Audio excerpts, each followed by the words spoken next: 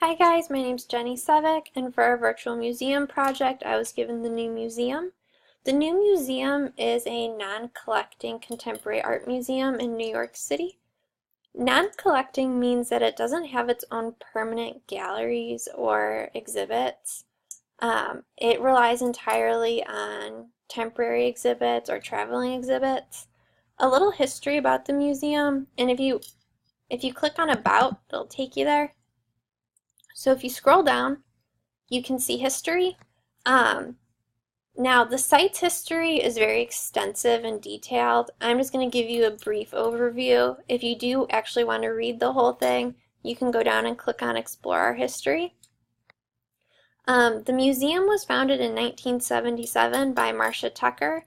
Marcia Tucker was previously a curator at the Whitney.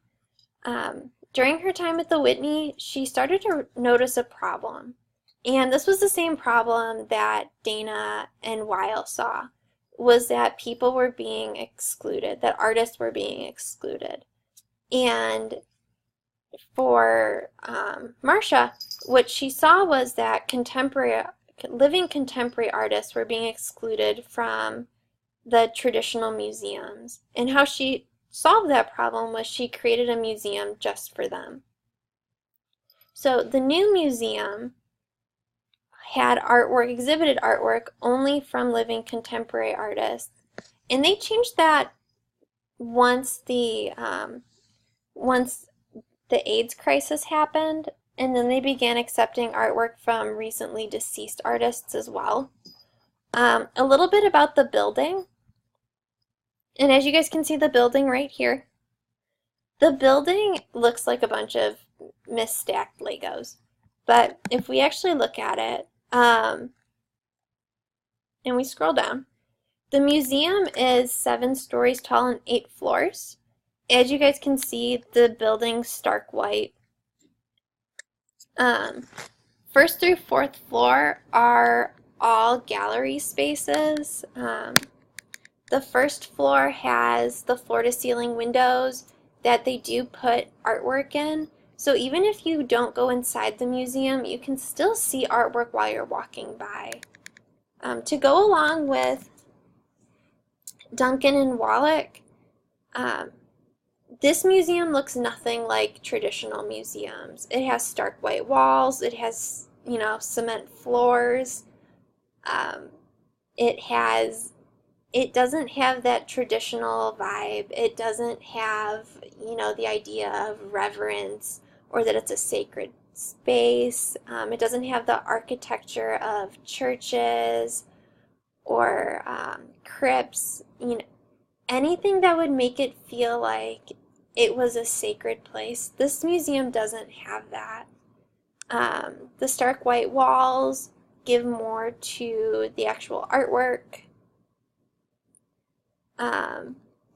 The cement floors give to the fact that it's not just sculptures, paintings, pictures, drawings on the walls. It also has installation pieces, it has collaborative artwork, and it also has performance art. As we scroll down, the basement is an auditorium, and they host panel discussions, artist talks, videos, movies, and some performances there.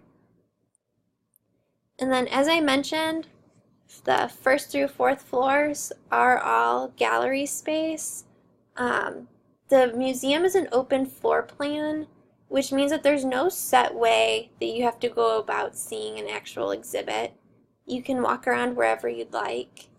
As you keep going, you'll see that some of the ceilings are higher than others.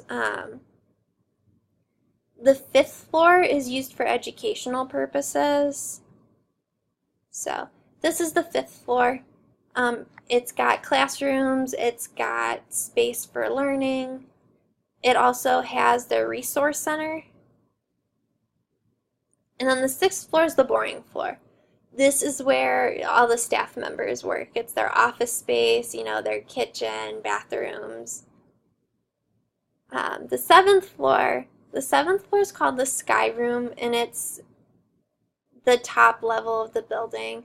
It has floor-to-ceiling windows on two sides, and then it also has an outdoor seating area.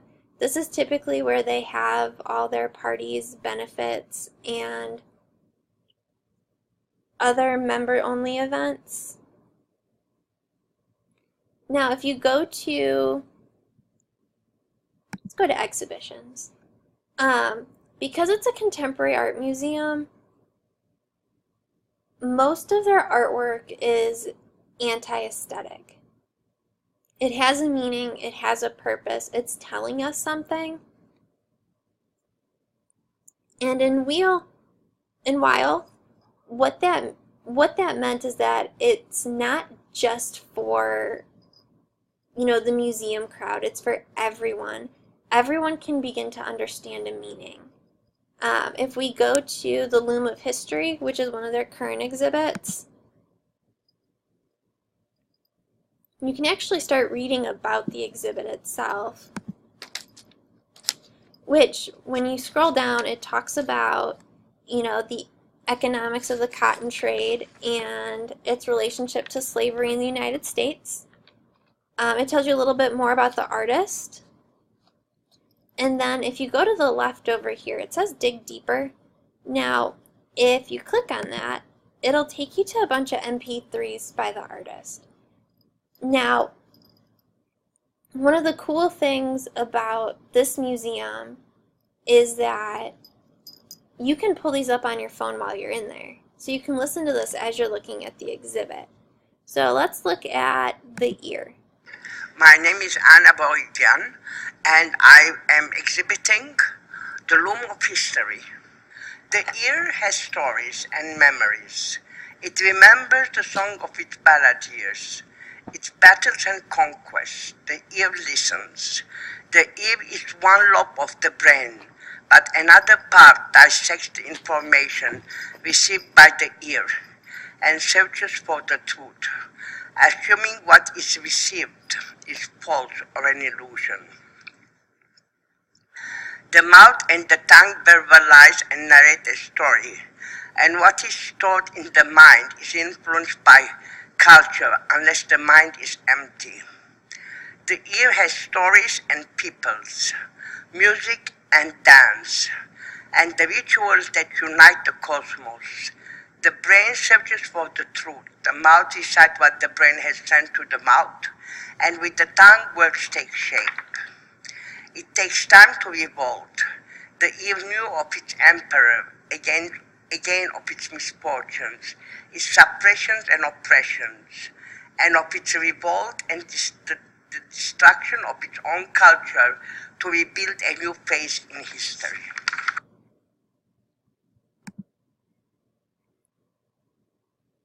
Alright, so, the Loom of History, it tells a story and it has a purpose. And just like in Weil, it's real-world artwork. And other exhibits that I'm going to show you are also real-world artwork.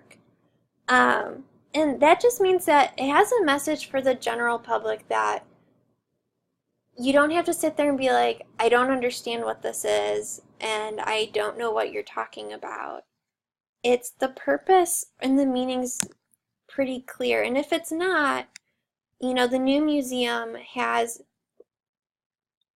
more information to help you see what the message of the artist is. Dana talked a lot in chapter 18 about museums needing to be about learning and collaboration and advanced learning. So the school and teen programs, collaboration. Now locally for me, the Krannert Art Museum collaborates with the Champaign-Urbana school districts. Now the new museum collaborates with a few schools in the area. As far as educational opportunities for teenagers, you have the experimental study program, and that is for, 15 students who get to spend a semester working with artists, talking about, collaboration and culture and, interactive workshops, things that give them the opportunity to see what it's like to almost be an artist. The apprentice program is a 6-week program, and it's kind of like a paid internship where they get to see what it's like to work in a museum. Teen Night is more of a community event, but it's also slightly educational.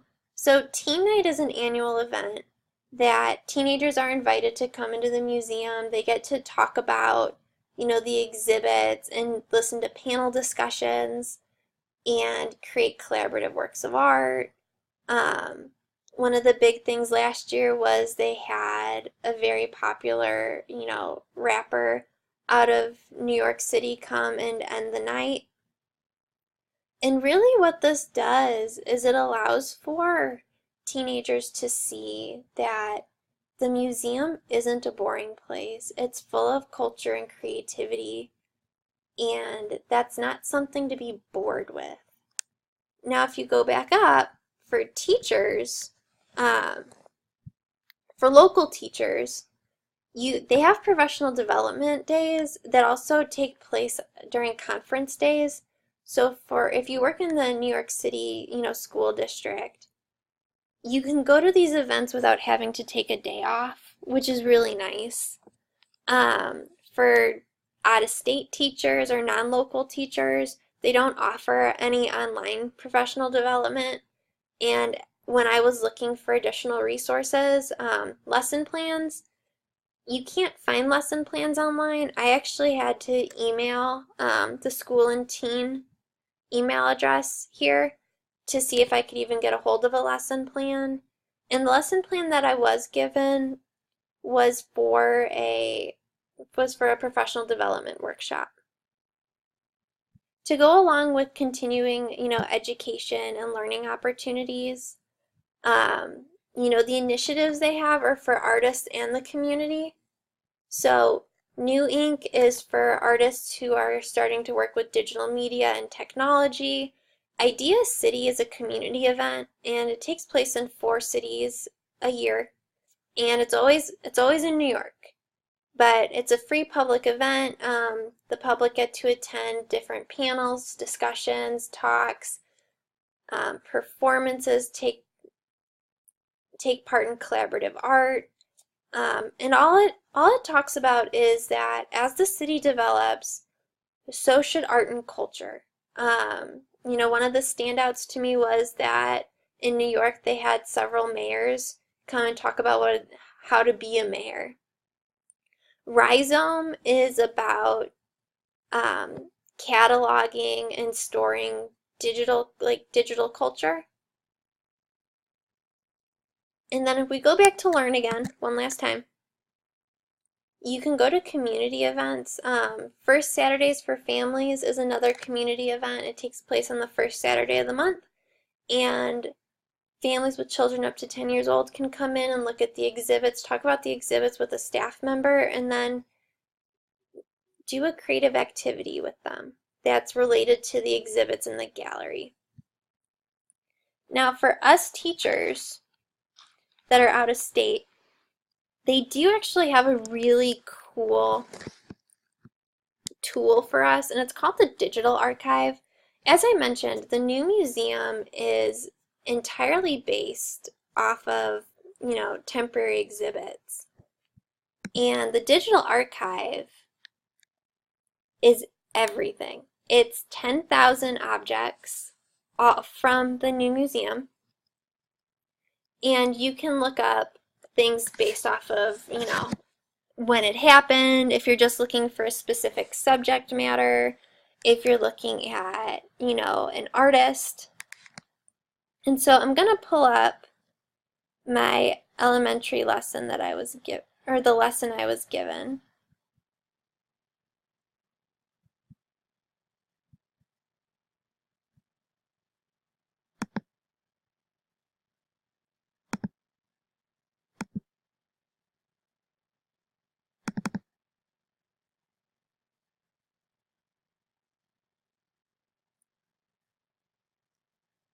And now the lesson I was given was based off of Trigger, Gender as a Tool and a Weapon. And I'll pull up that exhibit for you in a second. But the one thing that really stuck out to me was these 5 key questions of media literacy. And I know, at least for my school, talking about critical thinking and literacy and being able to look past just, what are the words mean, that's really important. So I really enjoyed this as, here's another thing I can add to my own lesson plans.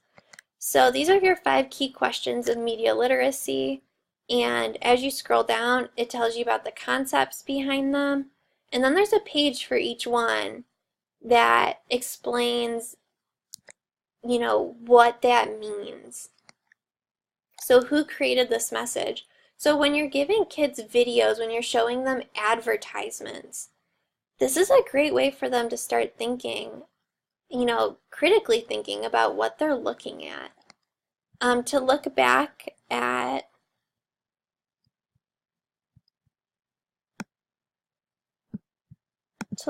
our lesson, what they chose to do for this lesson was to pull up different advertisements that are online.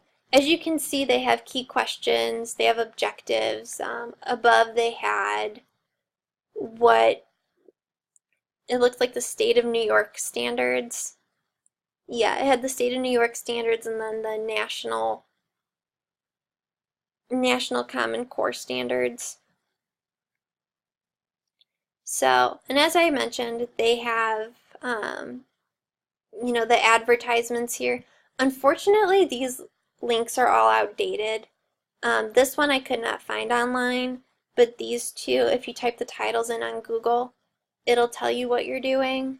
It'll take you to the websites for them. When you scroll down, another really neat thing that they brought up was Fearless Girl. And this was already a topic that I'd brought up with my students, but this is great for talking about gender as either a tool or a weapon. And Fearless Girl is, again, in New York, so this might be something that the students have already seen. So that's really neat. If we go back to our website, we can go, okay, so we're at our archive. And if you go to archive search, I can type in Trigger, and it's going to bring me to my exhibit.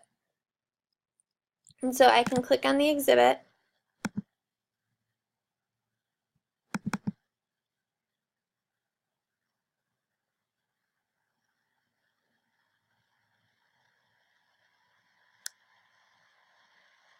and then because it's a past exhibit, it does have artwork from the actual exhibit there.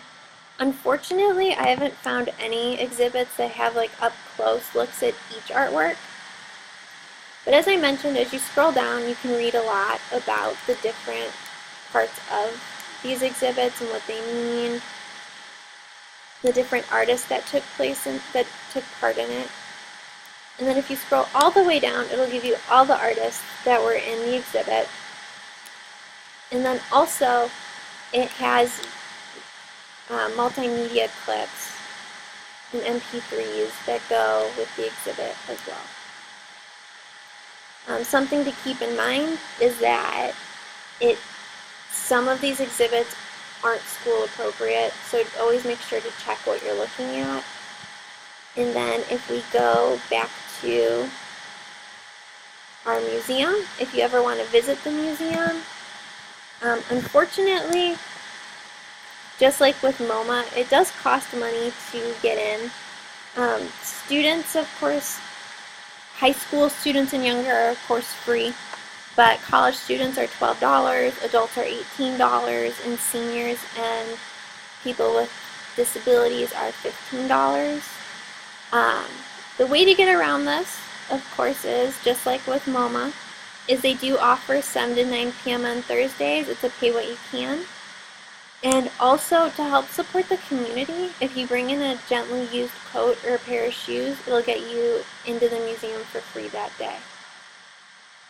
Some other little fun things is that they do offer tours.